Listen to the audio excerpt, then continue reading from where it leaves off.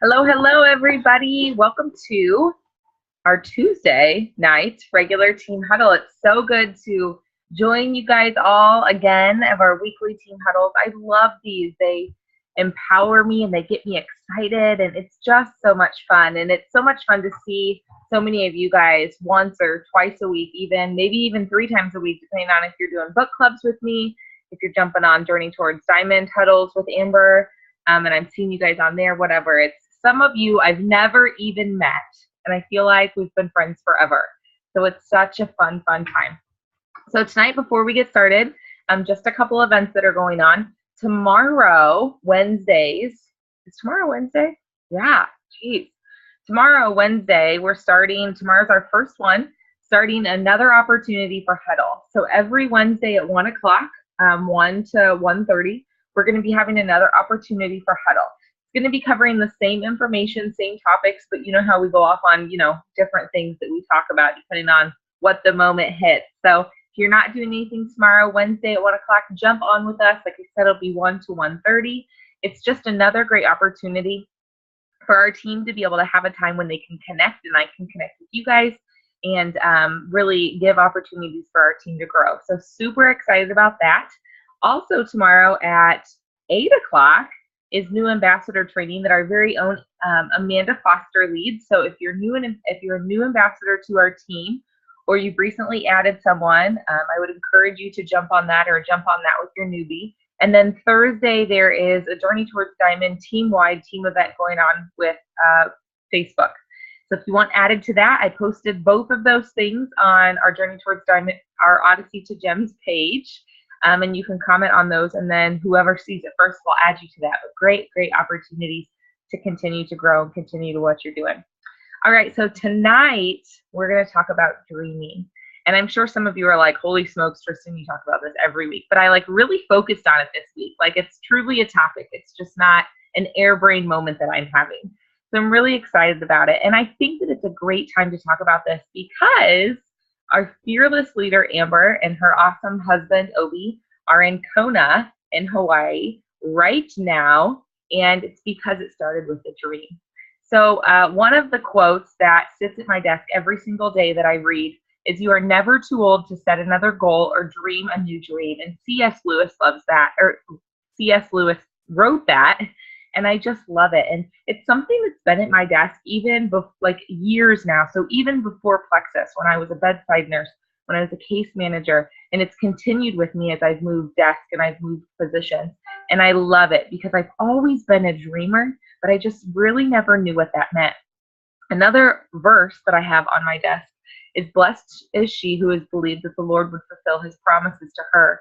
And over my life, this life verse, Luke 1:45, has changed different things. It's meant different things for me. Right now in my life, it means the growth of our family. For my husband and I, it's a promise that God's laid on my heart that we will be blessed with another child at some point in time. So that verse right now is very near and dear to my heart based on infertility and our family growth. And that verse continues to be blessed on my heart for our team. That there's bigger things for my life and bigger things for my family and bigger things for you guys.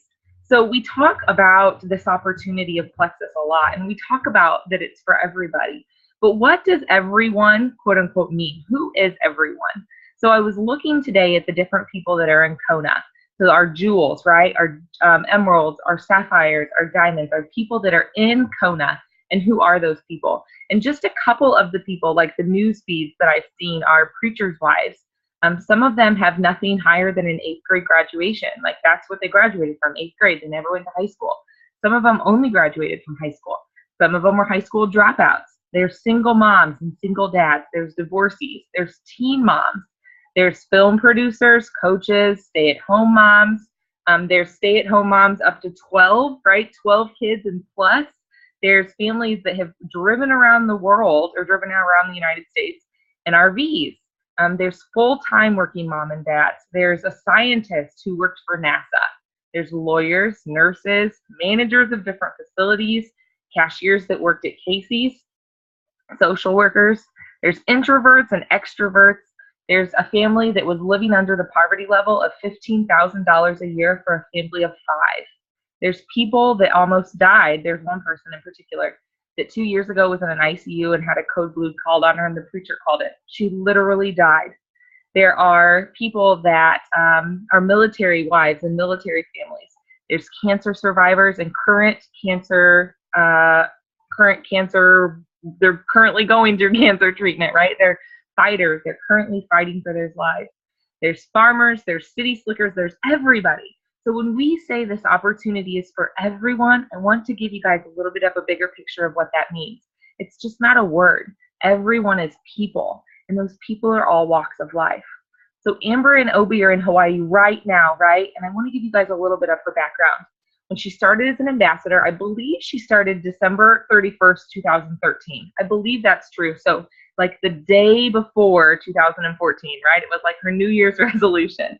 And her first event she went to was Super Saturday in 2014. So she's been with Plexus a little over 2.5 years. She's an Emerald Ambassador, and last month, Obi turned Ruby. So before Plexus, she was a nanny, and they had their little boy, Eli. And what she did was she woke Eli up every morning, and they went to different homes of the different people that she nannied for. So she wanted more. Amber is from the Midwest. I don't know if you guys know that, but she grew up in Illinois. She grew up outside of Macomb, Illinois. So she's from Illinois, Central Illinois girl. And she always dreamed more. She had dreamed of other things, but she didn't really know what that meant. And she saw this post that Nikki Hinkle posted, which is our Diamond Ambassador, or Diamond Upline, about financial gain that her and Zach were having. And it immediately caught her attention because she wanted more. She wanted better. She wanted better for her family. So a little bit about that, you guys. If she had never taken part in Plexus, the possibility that they would not have their twins, A and Z, is very real. Because she became a Plexus ambassador, because she had success with Plexus, she was able to stay home, and she felt a pull on her heart to become a foster parent. And that is really because of Plexus. So it's very possible they wouldn't have those twins, 2 of their kids, A and Z, that they actually, hopefully, fingers crossed, that those adoptions will be complete by the end of this year. Instead, she would probably be a realtor because she was going through to get her realtor's license, or she would still be a nanny. Neither of those things would provide the financial freedom that her family has, the freedom to be home with her family, the freedom to be dreaming of Obi being home. Obi's an accountant, so he has a good job, but he travels all over the place. So Amber and Obi wouldn't have the student loans paid off they did. They wouldn't be in Kona. They wouldn't have this freedom, right, that they have. If I hadn't joined Plexus, George currently wouldn't be staying home because he quit his job in December of last year, December 2015, to stay home and return to school full-time and to be home with our son. He quit his full-time job with a bachelor's degree in psychology as a full-time social worker, working for a social services agency, because my Plexus income surpasses what he was making, all right? We wouldn't have weekends together as a family. We more than likely, I would be working a second job as a nurse. I would probably be working at the local nursing home like I was before as one of their nurses, spending every inkling that I can there, doing something I love, but having no time for my family. We wouldn't have traveled to Arizona, Washington, D.C., to Vegas. I wouldn't know, majority of you guys on this call right now, and I definitely wouldn't know the idea of what freedom is and the ability to dream even more than what it is. And why is that? Well, it's because dreaming can be scary. It's because when we dream, we allow ourselves to maybe be disappointed. But if you never dream and you never understand what that means, then I fear that we never will truly understand God's actual purpose for our lives. Without dreaming, we cannot reach our full potential. And dreaming and your why go hand in hand. And I want to talk a little bit about what that means, what your why should mean, and what it should really, really mean for you to dream. If you were on Huddle last night with Journey Towards Diamond, I talked about this just a little bit, but I want it to really sink home with you guys, okay? When you are talking about your why, when you're really talking about dreaming, it should make you cry. It should make you bawl. It should be something that is so emotional that it warps you pretty much, right? And if your why doesn't make you emotional, then it's not good enough. If your dreams don't make you this aha moment that you're like, oh my goodness, then you're not dreaming big enough. And I don't say that just because I want you guys to, drink the Kool-Aid, right? I say that because it's important. If you don't have your why figured out and you're not dreaming big enough, then you're not allowing yourself to reach the full potential that God has planned for your family. So when I think of my why, I shared this last night too, but when I think of my why, I think of last week when it was 96 and 97 degrees here in central Illinois, and my 4-year-old was on a bus for an hour and 20 minutes for a 3-mile drive because Farmington cut back prices, and that's how long he has to ride the school bus, for 3 miles, an hour and 20 minutes, and how upsetting that was for me. And I literally cried at my desk, and I could cry right now thinking about it, because I feel like that's my job as a mom, and I have to make my 4-year-old ride a bus for an hour and 20 minutes. Your why should be something so powerful that it pushes you forward. It pushes you to get what you need done before you go to sleep at night. It pushes you to be better. It pushes you to do more. And if your why isn't that, then you need to dig a little deeper and you need to think a little more. Your why goes above and beyond paying off your student loan. Your why goes above and beyond a new car.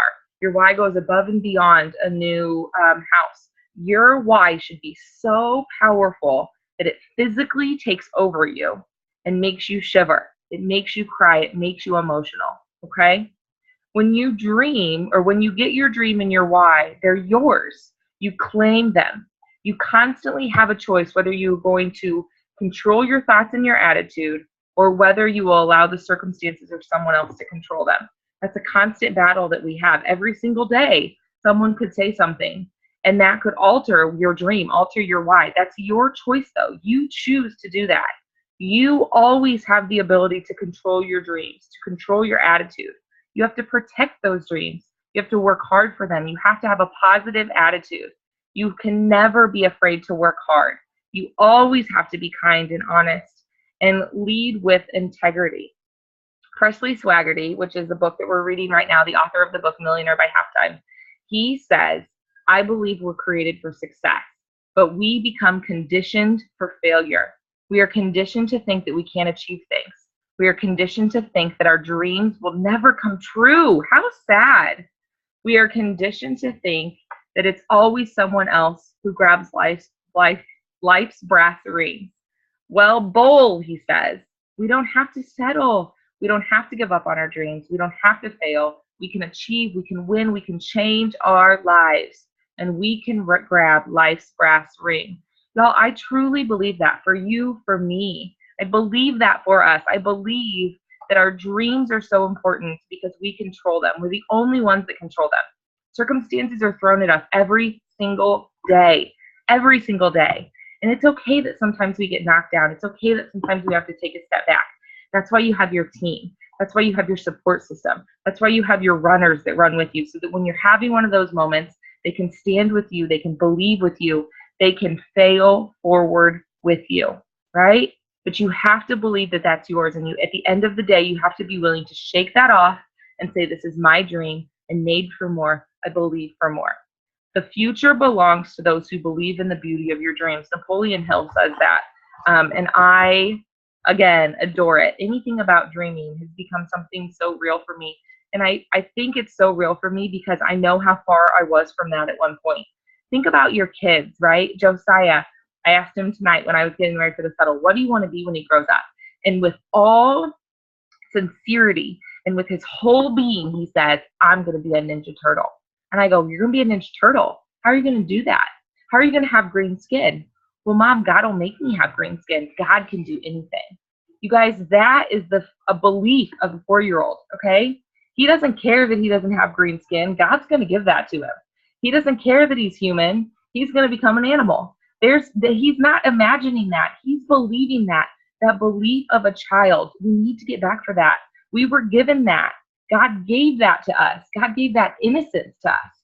We have lost that over time because of the evil one, because he doesn't want us to succeed. We've lost that over time because of the life that we live. But that life that we live was not designed that way. God didn't design us that way. God designed us to dream. God designed us for more. Not only did God design us to dream, he designed us to fulfill those dreams. But that history way back when with Adam and Eve altered that. But that doesn't mean it has to stay altered. You have a better way. You have a better opportunity. But only you can claim that. And only you can allow, when those other things come at you, to push it aside and say, that's not real. That's not my life. God doesn't design us to be doubtful. God doesn't design us to be content. God designs us for better. And those feelings of misguidance, of not good enough, of, well, that's not going to happen for me, I don't deserve that life, those aren't feelings of God. Those are feelings of the evil one, the bad one, Satan. And when those feelings come at you, you need to learn and you need to be content and you need to have a powerful group of men and women surrounding you that say, that's not real, that's not true, and push it aside. We need to start rethinking what is possible and to stop living in the past. We need to realize today, y'all, today, that the next chapter in your life is unwritten and that you can do anything that you decide to do. Our brain is an amazing, amazing thing. It's an amazing gift that God gave us, right? And it's more complex and more powerful than, oh my gosh, than my incapable computer self, for sure. We don't give ourselves enough credit. But if you begin today and you say every day, no different than our day, same thing with our daily affirmations. If you speak those to your life every single day and you make up your mind what your dreams are, your mind will subconsciously start working to achieve those. It'll subconsciously start believing that that's your truth. That's also why daily affirmations and those things that we repeat over and over to ourselves, why those are so, so important. All right, so to end this, kind of a quick one tonight. What time is it? Yeah, kind of a quick one, but it's kind of powerful. So I'll let you guys let all of it sink in. But to end this tonight, this is what I want to tell you guys. Proverbs 29:18 says, I don't have this one memorized, so I need to read it. I apologize. Where there is no vision, the people perish. But he that keepeth the law, happy is he. So the Bible says, you guys, without vision, people perish, people demise, they're no more. Dreams, though, they give us hope. They keep us going. When we are brought down by the world, by the evil one, they bring us life. To be successful in life in general, but especially in network marketing, you have to be a dreamer. You have to be willing to take that back. You have to be willing to take those dreams back. You have to be willing to dream big. Dream big. And when you can let yourself start doing that, when you can realize that and really start envisioning that, that is when your mind subconsciously will start living that. And when you subconsciously start living that, you start to notice other things around you. When you start to notice those other things around you, you start to do things to make that life a reality. No different than, how many times do y'all see Lexuses around all the time? I don't know about you guys, but I see them everywhere I go. I can point them out. It's like they're bright yellow, right? I see them everywhere I go. Why? Because that is my prize. My prize is emeralds. My prize is Hawaii. My prize is Lexus. My prize is freedom for my family. And freedom for me goes above and beyond a car. It goes above and beyond free trips. Freedom for me is time. It's being able to give freely of my time to my family, to my friends, to be able to give freely financially, to travel to missions, to travel around the world, to adopt kids at Christmas, to adopt kids like we have Johnny that lives overseas that we do through Compassion International, to adopt dozens of children like that, right? Those are freedom to me. That starts with a dream. Okay, I'm going to end the recording, and then we'll have time for any questions. Join us back here next week for another huddle. And if you can, join us tomorrow for Wednesday, 1 o'clock. Thanks, guys.